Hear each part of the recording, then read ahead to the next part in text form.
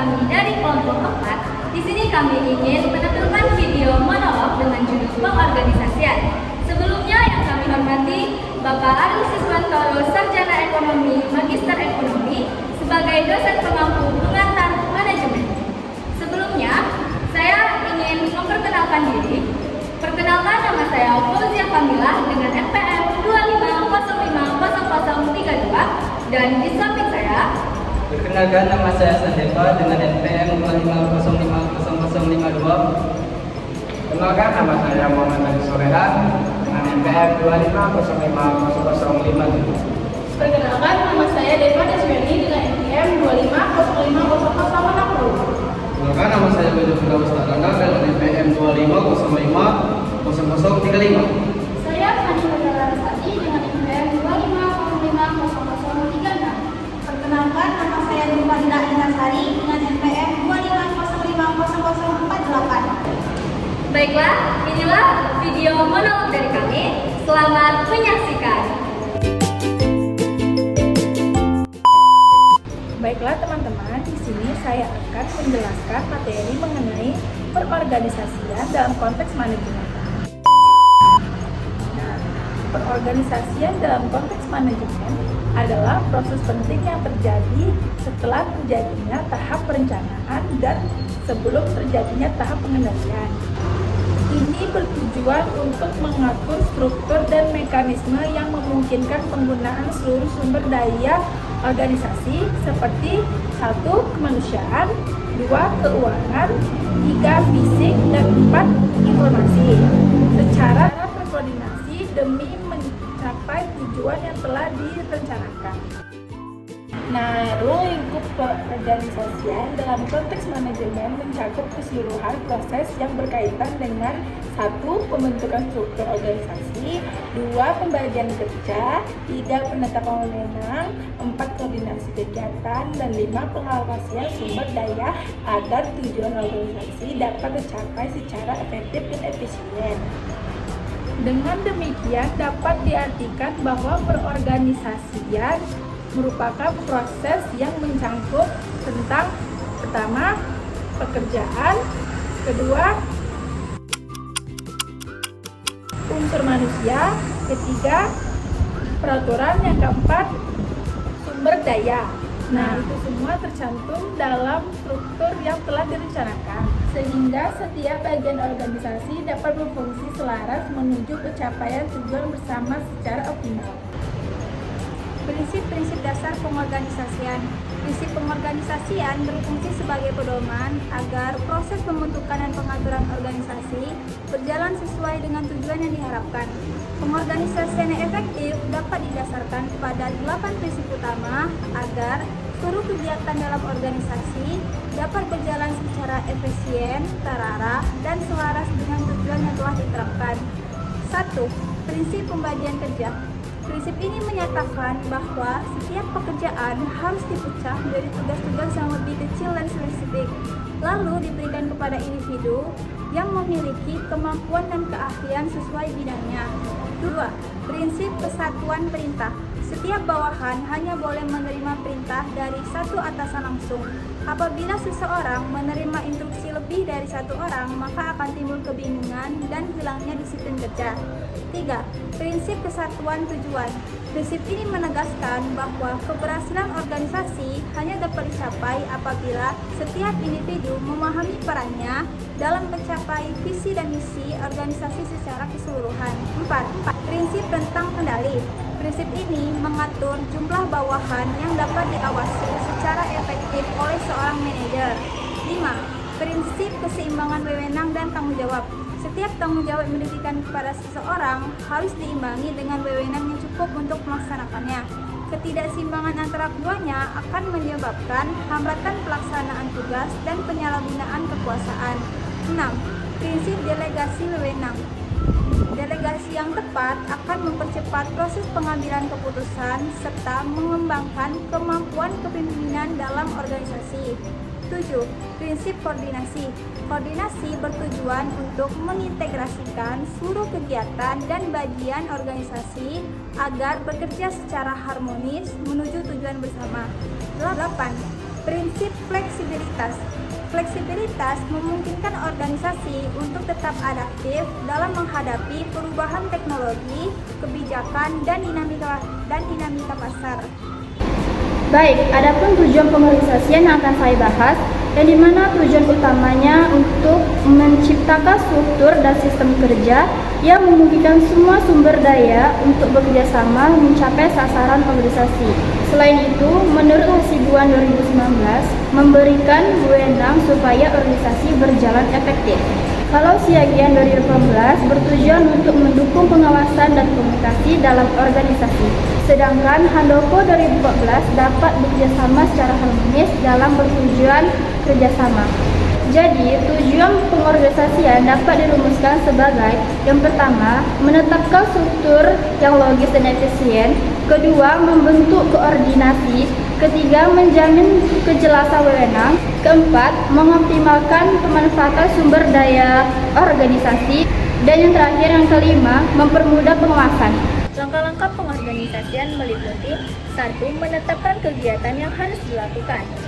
Seluruh aktivitas organisasi diidentifikasi berdasarkan tujuan yang telah ditetapkan dalam tahap perencanaan. Yang kedua, mengkelompokkan kegiatan sejenisnya. Aktivitas yang memiliki karakteristik atau tujuan yang sama harus dikelompokkan agar pelaksanaannya lebih efisien. Yang ketiga, menetapkan unit kegiatan.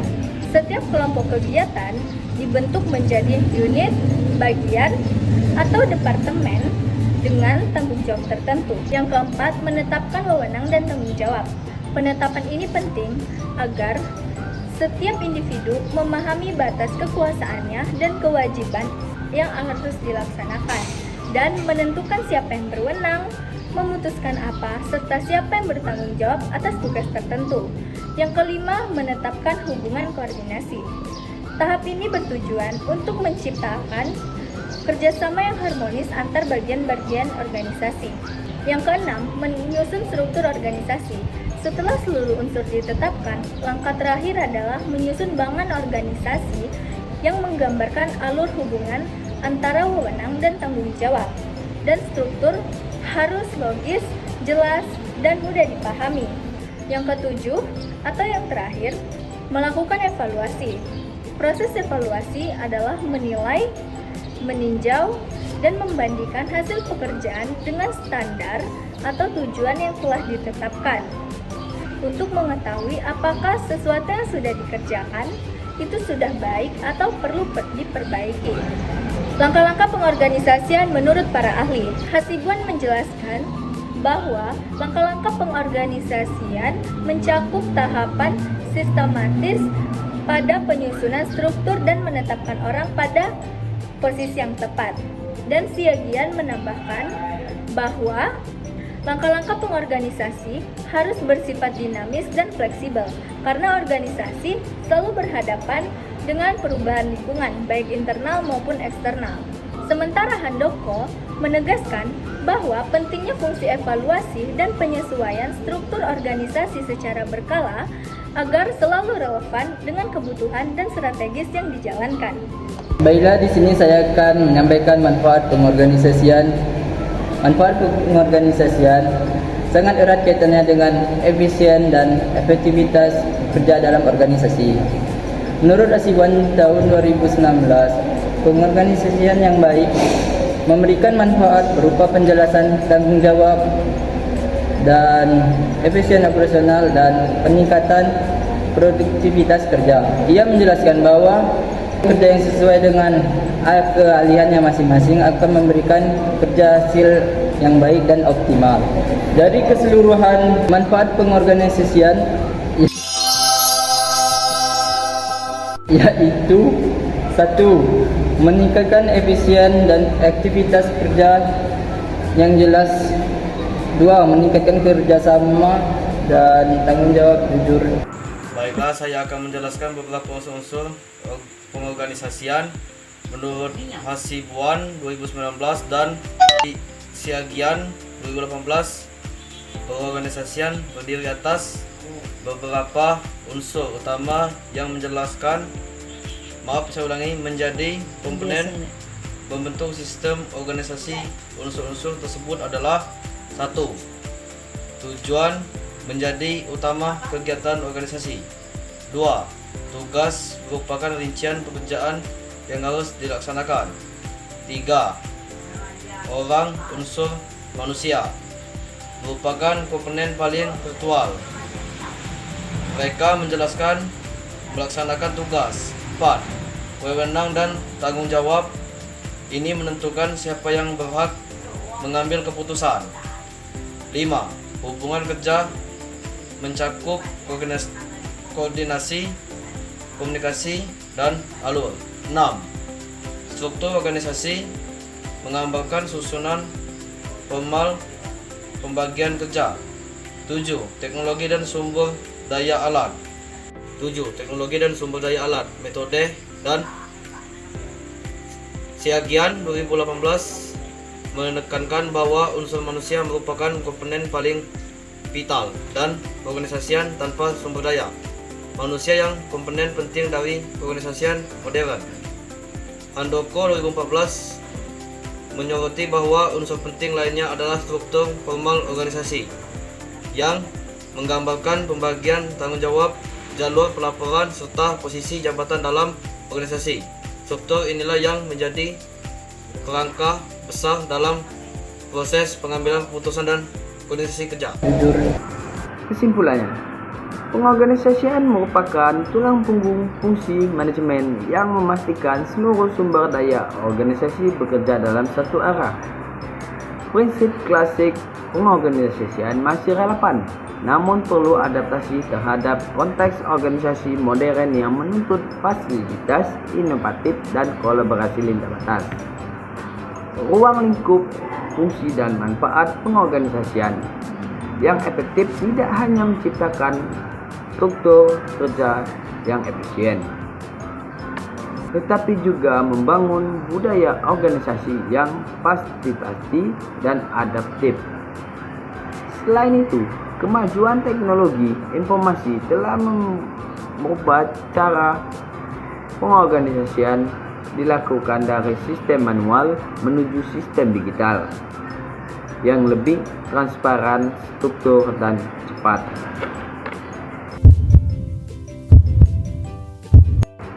Pengorganisasian bukan sekedar kegiatan administratif, melainkan strategi untuk menciptakan keseimbangan antar stabilitas dan perubahan, antara struktur dan fleksibilitas, serta antara manusia dan teknologi. Itulah video monolog dari kami.